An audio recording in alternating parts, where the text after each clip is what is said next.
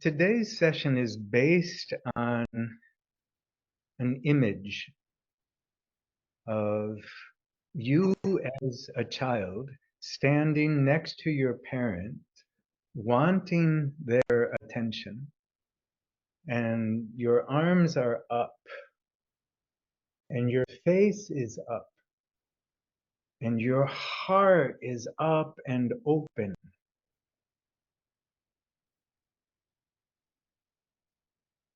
Okay, so that's the image that we'll be working with to develop that same willingness of vulnerability to ask for what you need. We're not talking about whether you get it.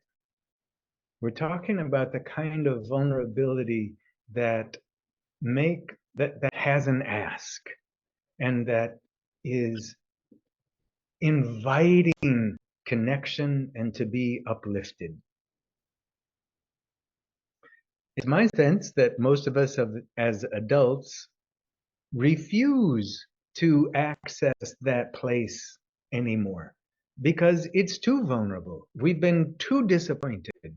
There's no guarantee that what we ask for will come to us. And there's that's setting up disappointment in advance. So part of the reason that I believe allowing for that kind of vulnerability is helpful to us is it opens a dimension of our experience that is not about being perfect, not about having our shit together, not about having our ducks in a row, not about having the right answer. In my world, a lot of my life is in that zone. And I want to be more authentic to that. So that Can, the can you can practice. you can you clarify? I think I know what you mean, but you were saying it's not about having your ducks in a row. It's not about having your shit together. Um, and then either I missed something, and then you jumped right to a is in that zone. Is the zone you're talking about the uh, wanting to make an ask but avoiding that, or what's the zone? Okay, so this is the zone, the child whose arms are up, whose heart is up, whose heart is open, who has a request, who And has that's an, the zone that you said a lot of your life is in, is that or the avoiding of that? it's in the avoiding of that. In Okay. particular, being the dimension of my life where the ducks are not in a row. I don't have my shit together. I don't have the answers. I don't know. Being attentive to allowing for that space instead of covering it over or pretending it doesn't exist.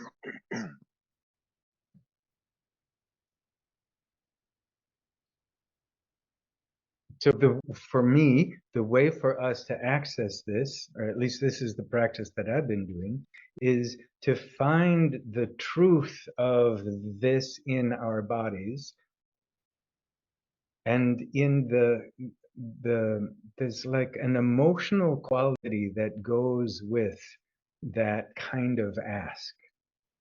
And I want us to be able to access both the physicality, because the physicality adds to the actual emotional dimension of vulnerability and ask.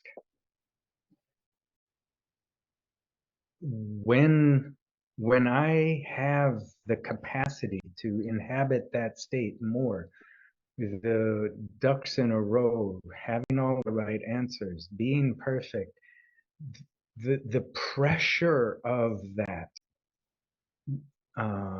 begins to dissolve. It's like there's more space inside of those feelings and those impulses, and I'm less trapped in thinking things should be different, or feeling disappointed about myself or the world.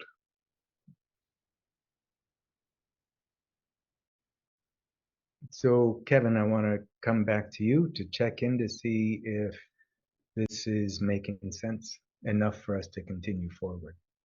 Or are there other questions? I'm tracking with you. Okay, great. Okay.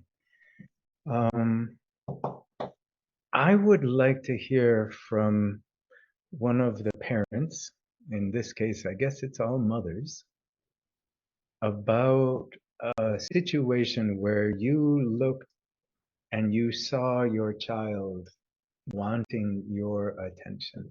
Do you have a memory of that? Is there a single image that sort of um, how do I say this, resonates with that description that you could tell us? And what I'm interested in knowing is, what did you get from the kid, and what did it do for you to see the kid that way?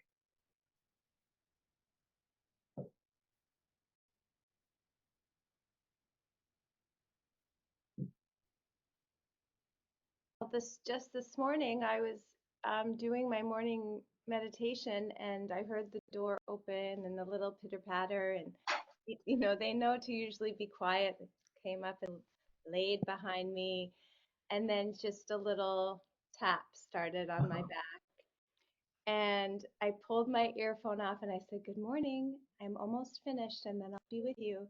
And she said, "Can you just kiss me once on my forehead?" And it just I just took my headphones off and I was like, who cares about this? I want to kiss you all over your face. So that's what it did to me. It just completely was like, who cares about the meditation? I love you so much.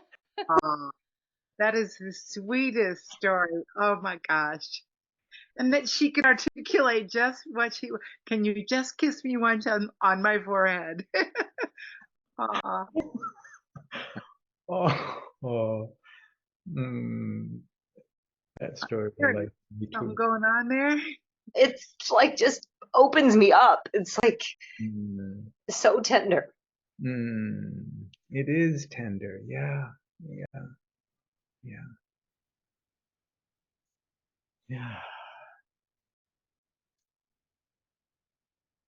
So, for me, right alongside this story is the heartbreak of seeing a child in that mode and the parent is on their phone, or having a discussion and just cannot at this instant give that kind of attention to the kid because there's something else going on over here.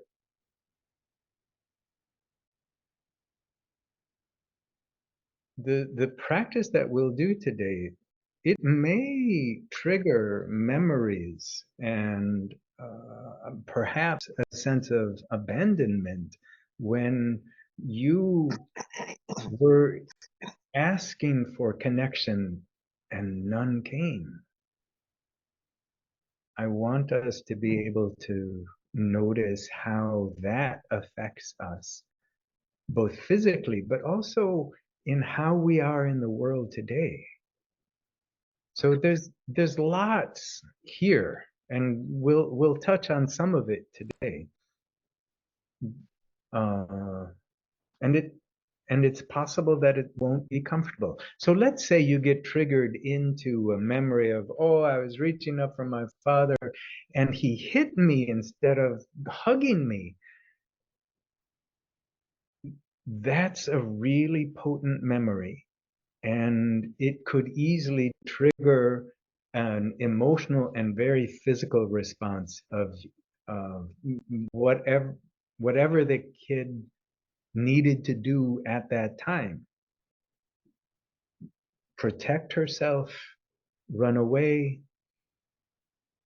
feel that sense of not only abandonment, but the intent to harm or hurt. So let's say that that gets triggered for you in this practice. Here's what I'd like you to do. One hand over your belly, the other hand over your heart, and breathe slowly and deeply into the hands so that you can actually feel the hands move. Now, what's happening here is that you're turning your attention away from a memory and a pattern that has an emotional reactivity to it. You're turning your attention away from that and you're self-soothing with gentle, tender touch.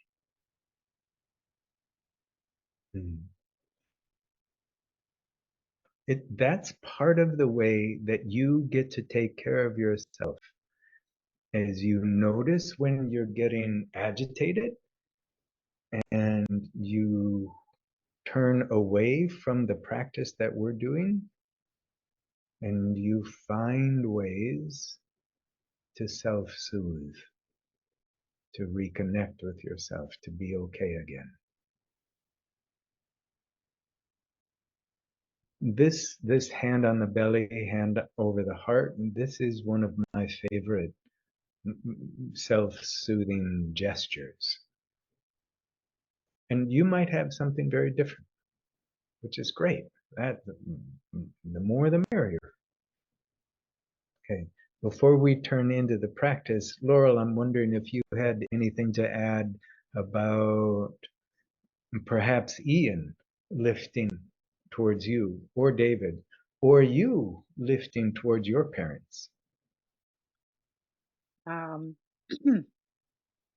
I think that my personal stuff is getting a little in the way of focusing on Ian or David because it was a long time ago. Like as soon as you started describing this, I'm like, uh-oh,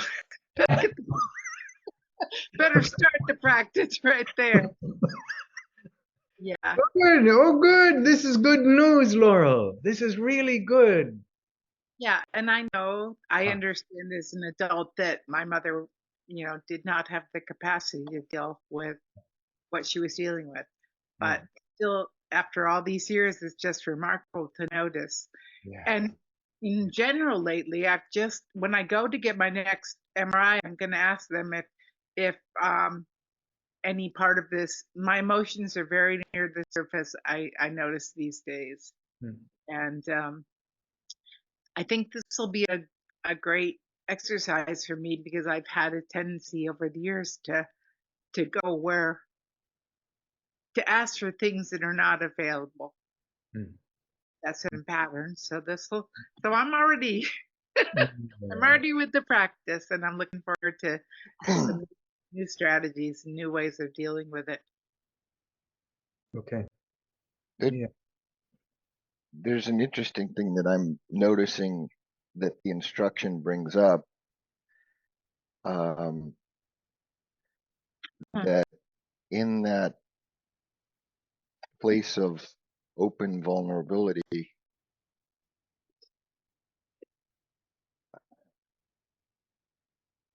it would be real easy for me to go into that self-soothing place, but to have that actually be an affirmation that I'm injured. That it's like to do that sort of anchors the fact that I'm hurt. And so I don't want to prejudge the practice, but it's like that's that childlike space of open vulnerability. That's not a hurt place. That's a positive place. It's a place where we've all been hurt, but it isn't in its purest form. It's not there's nothing about hurt about that. It's a place where you can very easily be hurt. Yes. So I'm playing around with the how do I step into that self-soothing place as a kindness or as a, okay, well, maybe I can give this to myself. I don't, I'm just, I, I don't need an answer right now, but I'm sitting in that question of, hmm, that, how do I navigate that so it isn't anchoring the hurt? Yeah. Ooh, I like that a lot, Kevin. And I don't have an answer either. However, I do want to clarify that we will go into this self-soothing state if we feel triggered, as if the emotion that's happening and the memory that's happening is overwhelming and we can't bear it anymore. And this is a way to it. Remember, we talked about pendulation once. So from an anxious or reactive sympathetic state into pendulate, swing back into a safe place. So if for any of us that actually do this, that pendulating back into a safe place is a form of self-protection, is a form of caring for yourself.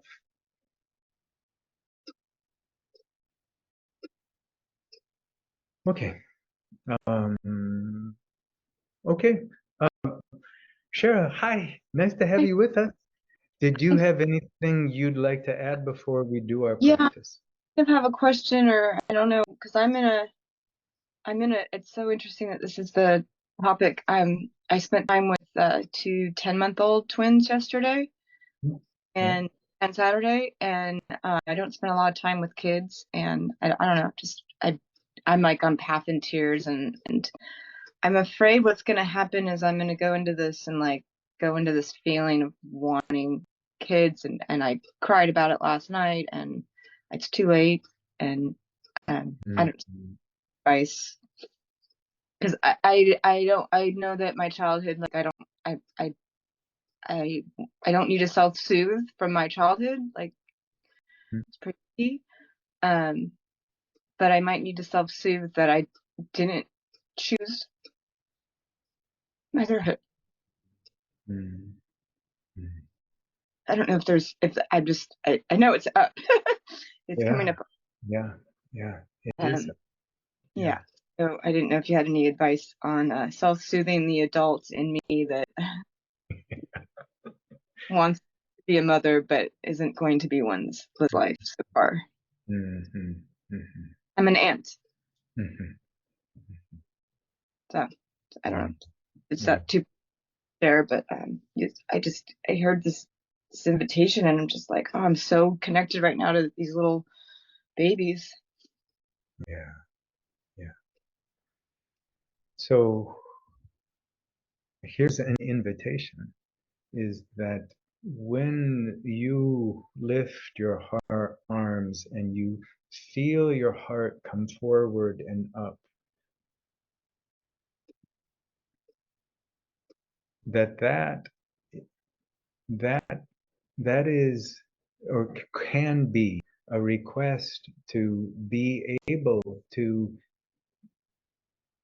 be all right with how my life is now, and there is, or at least was, a desire for children. So, Is this more correct? It's not a long, it's new. okay, okay, Yeah, yes. it wasn't a lifetime of like wanting them and unable to. It was the choice. Okay, yeah, okay. Are you satisfied with that framing of how you can use this today? Say it again. So when I'm like when I reach up and I feel those, I'm accepting Mm. this. You're asking for the capacity to be with your life as it is, including your decisions, and the longing for children. This is not easy. What I'm suggesting, it's not like all your pain goes away or it gets smaller and you can put it in your pocket or bury it and it never shows up again. This is the opposite. This is no, it's not the opposite. It's increasing our capacity to be with longing.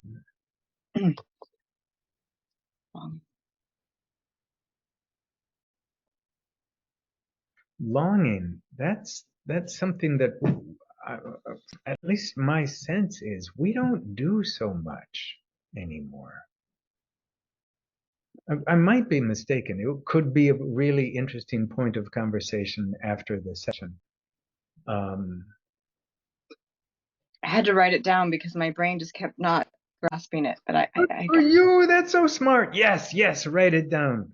was like, accept, all it could come was accept it, but be with the longing and the capacity to be with life as it is now. Yeah.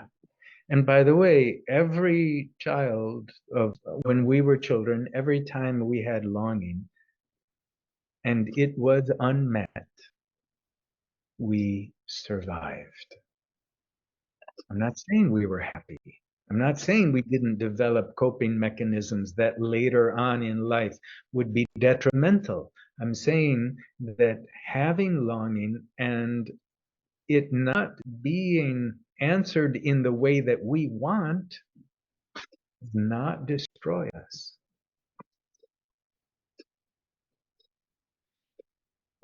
Okay. Okay, so for this, so I'm going to jump into the practice unless there's anything else I need to hear from you. Okay, then there's a particular thing that I want to bring up first, and that is the C7 is the cervical, it's the bottom of the cervical spine or the neck. It's the one that's bony. So I'd like you to reach back there and just like connect in an obvious way. Yep, there's that bony one. Okay, so here's the reason why I want you to know that. When we move into this posture, by the way, it's the opposite of this. So I want us to be able to find the curl. It is as though this is lifting up vertically. So that's when that lifts up vertically, yeah, please try it now. It is as though the heart is becoming concave. So a concave heart is just the opposite of what we'll be developing today. So then bring your heart forward.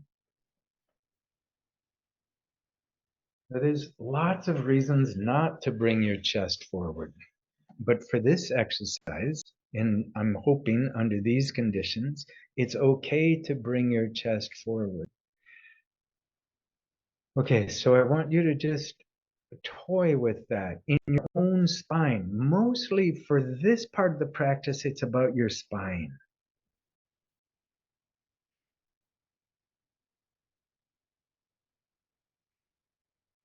And I'm noticing that my head tilts forward and my face is down when I press up through that bottom cervical vertebrae.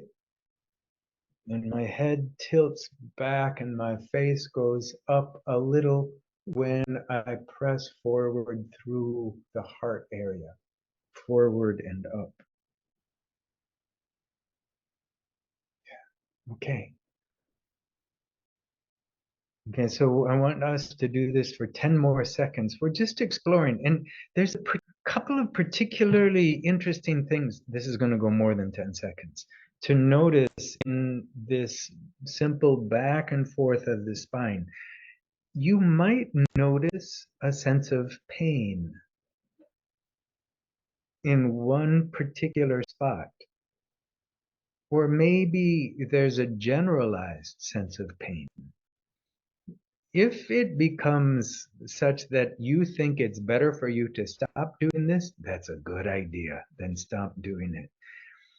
if the process feels like it's opening something up and your spine is actually warming up and becoming a little more limber,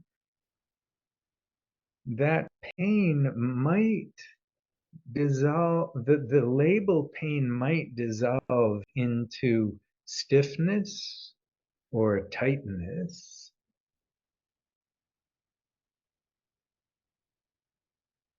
And stiffness and tightness can be massaged, can be worked with. So I'd like you to explore adding shoulder movement to what's happening in your spine.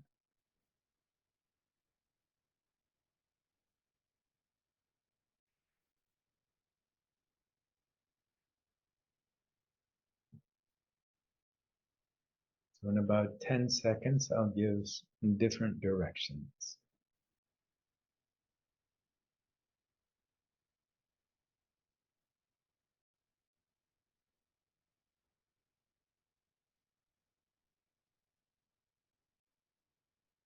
Okay. So pick one or the other of either the spine is forward and the chest is open and the face is slightly up, or the other where the chest is concave. It doesn't matter which you pick. Stay in that posture and use your shoulders, drawing them up towards your ears. Your spine is staying in that posture, and then back behind you, and then shoulders pressing down towards the floor. And check if you're still in that posture that you started with the spine, either curved forward or concave backwards. And then shoulders come forward. This is not easy. Shoulders up and reconnect now with the shoulders, letting the shoulders go wherever they want to be, and reconnect with the spine either being forward or back to the extent that it is. Okay, so now we do the other. So choose the second option now, spine forward or back. And then do your own shoulder exploration here. The spine sustains, the shoulders move.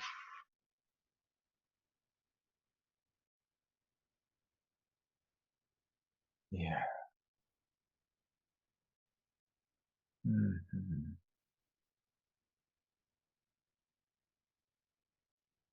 Okay. So we'll be finishing this part in 5, 4, 3, 2, 1. Okay. And release. So here's what I'd like you to do now. Your arms are out, the forearms are, the upper arms are about shoulder height. And what I want you to do is explore bringing the elbows forward. Maybe they touch, maybe they don't. It doesn't actually matter. Bring your attention to the space behind your heart. If you can, continue pressing the elbows forward, feeling how that opens, extends, and expands the space behind the heart. Yeah, okay.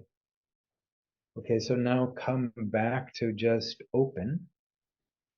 Now there's a particular thing I'd like you to feel. I'd like you to bring each hand back to feel the shoulder blade of the opposite arm.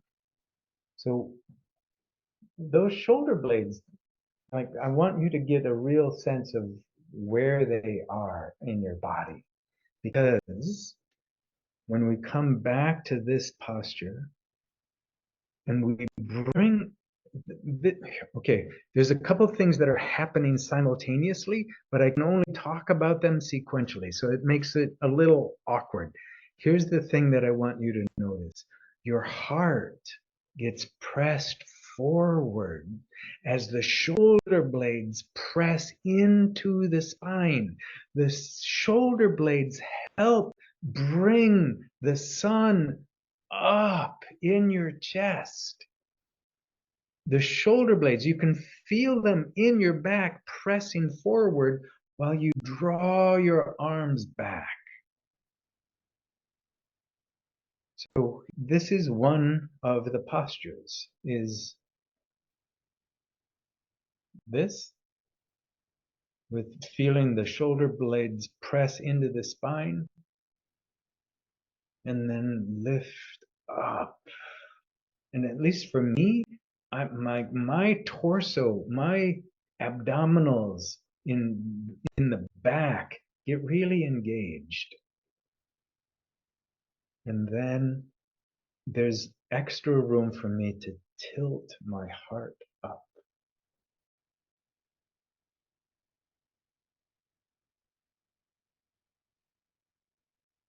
Okay, so that's the pose I'd like you to explore while I talk. So you can come down, you can go back into it anytime. How you move your body now is up to you.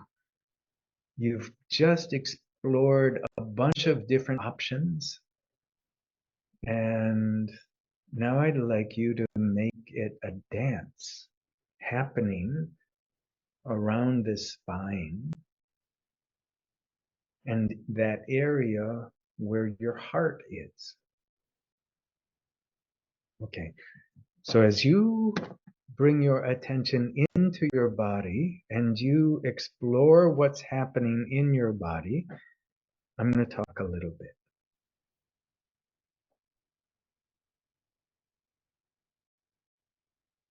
The child knows there's help.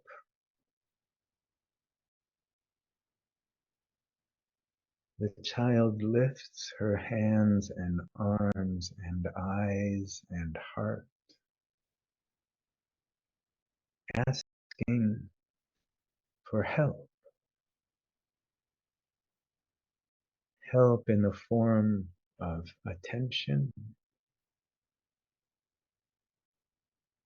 or soothing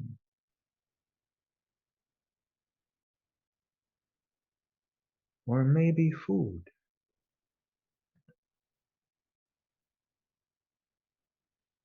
The heart is open.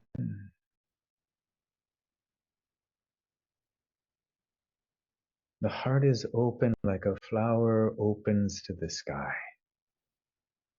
Broad.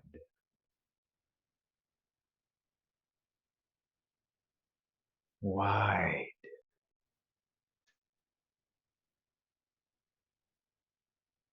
With a tender kind of joy that's as much about expression as it is about request.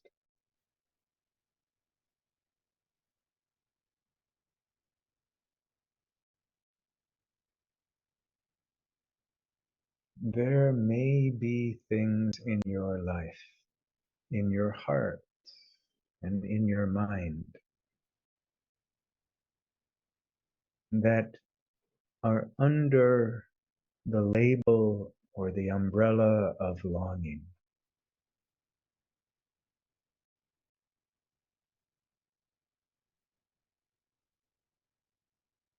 Let them be here now.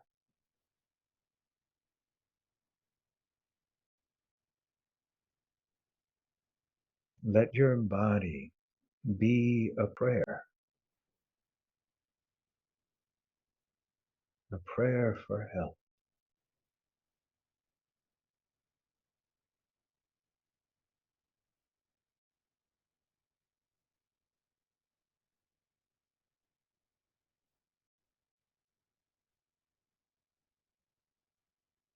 Imagine for a few more moments that it's okay to have needs.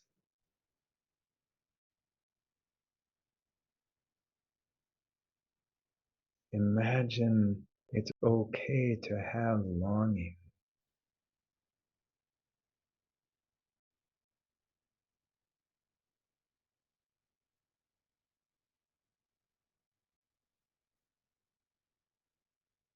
Let your body be the prayer of those needs and longing.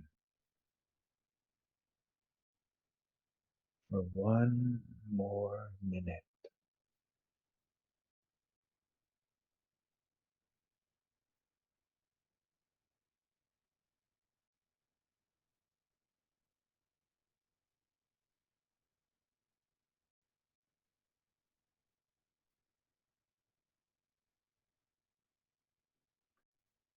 In our last 30 seconds, even if there's nothing in particular that shows up as longing in this moment, check if it's possible to feel in your body with your heart pressing forward and up, your hands and arms up, high, open.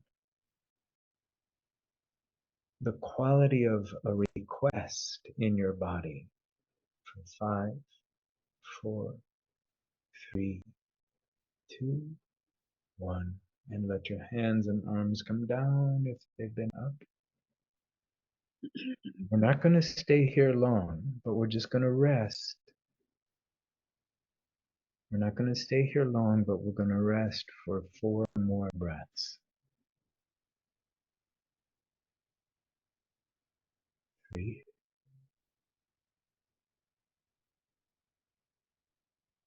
2,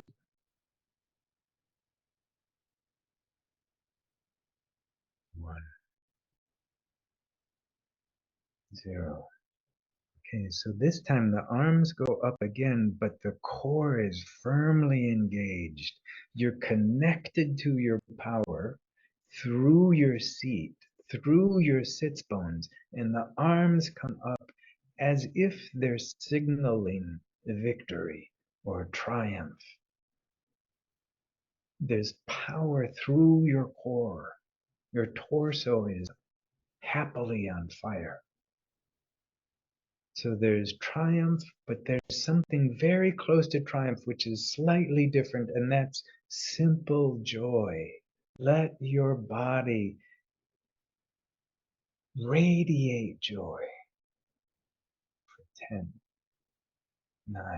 Experiment. What does that feel like? 7, 6, 5.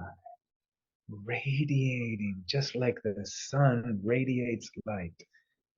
4, 3, 2, 1. And let your arms come into any posture that's comfortable. Take a few extra long, deep, slow breaths. And let your whole system settle. Settle into this moment. Let your body soften. Let your mind settle back, soften.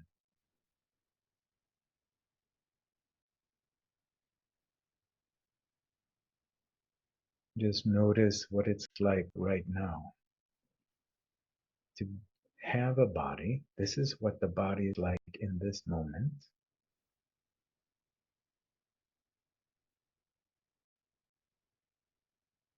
And lastly, notice how you're noticing. Notice that awareness is already here and open and engaged and connected. Yeah.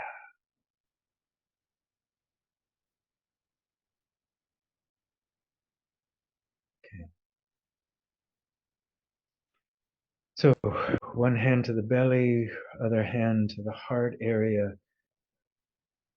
and check for yourself what the experience was of this practice and if there's anything in particular that you want to remember.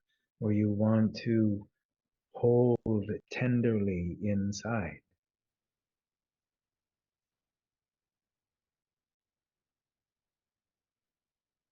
And take a couple of breaths to cover with your flesh that insight or that new direction, or simply the experience of going into longing, shifting to triumph, shifting to joy. And then when you're ready, let your eyes come open if they've been closed, and reconnect with us.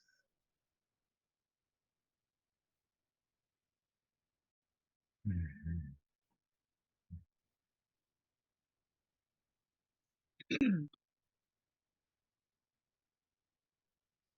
Okay.